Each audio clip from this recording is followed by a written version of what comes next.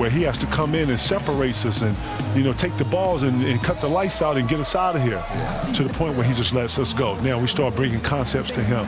He start trusting our IQs. Now we start putting a couple of things on defense, Thibodeau's in there. He's implementing stuff. When this flow is going like this, you don't know that you're going to win it all, but you know you're on the waves of something special, and that's how that felt. Yeah, it looked like they tried to shoot their way out of the slump, and that didn't work. They got to go back and regroup. Well, no matter how hard it's been, you want to stay positive, stay focused, and maybe a couple shots will get you right back in it. And here we can now take a look at how the ratio was between the 3s and the 2s last season for the Warriors. And no doubt they relied upon that three-point shot to provide a big chunk of their scoring. That's been a trend in the modern NBA, and they took that philosophy and ran with it. Celtics trail by 10. Brown sets a screen for Irving to the paint. Oh, and they get in the way of the alley-oop. Not to be. Good play defensively. Durant wide open. He fires. And a great assist by Curry as that one goes in. And, guys, you'd have to say this run really triggered by their transition offense. Kevin, of all the people you've faced, who is the toughest guy for you to score against? Down low, let's pick that geography. Who is the toughest to score against down there? Listen, I know a lot of people. I've always said Rasheed Wallace. I've always said Tim Duncan. They're probably the two that brought a different level of play out of me, but shout out to Cliff Robinson, man. Cliff Robinson, I don't know if people know this, but Cliff Robinson, man. Cliff Robinson was one of the better defenders in the post. He was very strong. He was very long. He didn't go for any counters. He was very disciplined.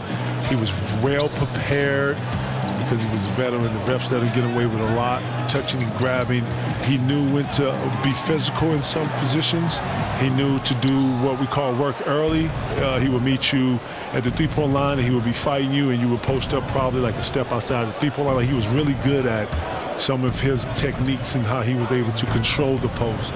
After Cliff left the game, I watched a lot of his tape, and I took a lot of his no kidding. I had to, because it was so effective against me that I was able to use it against other post players on the defensive end. I never knew that story. Dennis Rodman was another guy I watched a lot. Akeem Olajuwon I watched a lot, because these guys were laterally very similar to my makeup. Akeem Olajuwon was long. He was able to laterally move with you.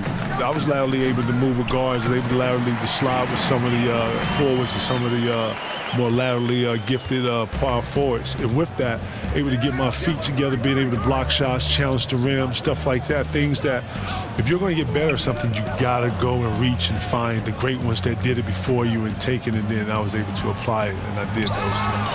And it's denied. Brown outside. Horford up top. Irving with it.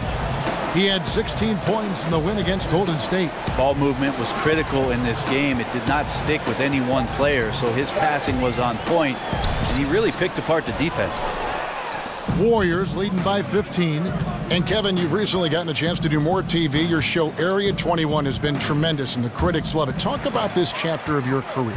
Well, it was something that I wasn't planning on, but, Turner brought me a great concept, and it fit the mold of what any man cave is, and that's really what it is. But the fact that we can go in, watch games on multiple channels, see multiple games, articulate it, give it from a perspective of a player, coming fresh out of this generation of players, giving understanding to this generation of players is very important, because these players now are very different. Teaching these young players, still being mentors of these players, very important. And still loving this game. It's still a beautiful game. Man, the game is growing. I'm watching these kids do all types of different stuff, man. The creativity in our game now is so heightened.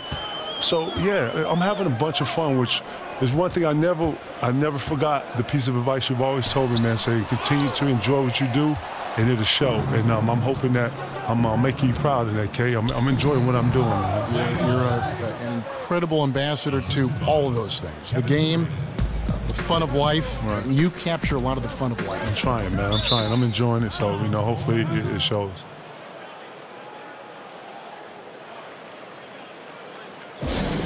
Time called here. The Celtics decide to talk it over. And people may not know, KG, that you're not just a broadcaster for 2K, but precise bucket from Kyrie on the inside, finding some daylight, and scores on the inside.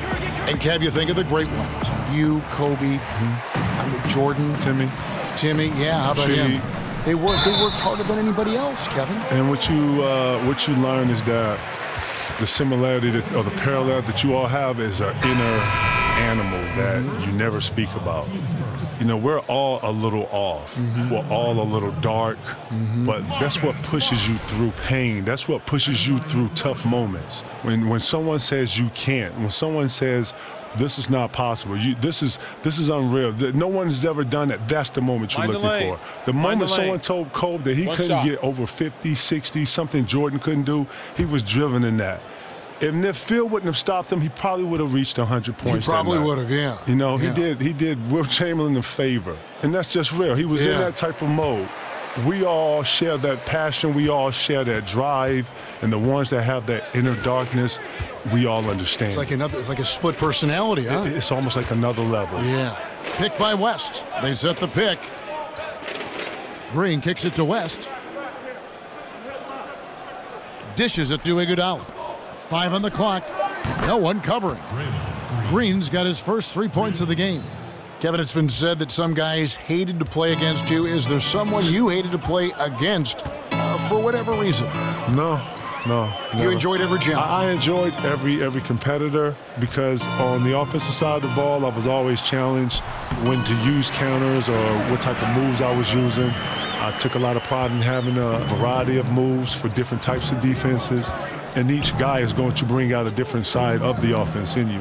And then turning around and then being that defender and being able to guard the post player or the post or whatever the post player was or whatever. Rasheed Wallace was always a tough guard. Tim Duncan was always a tough guard.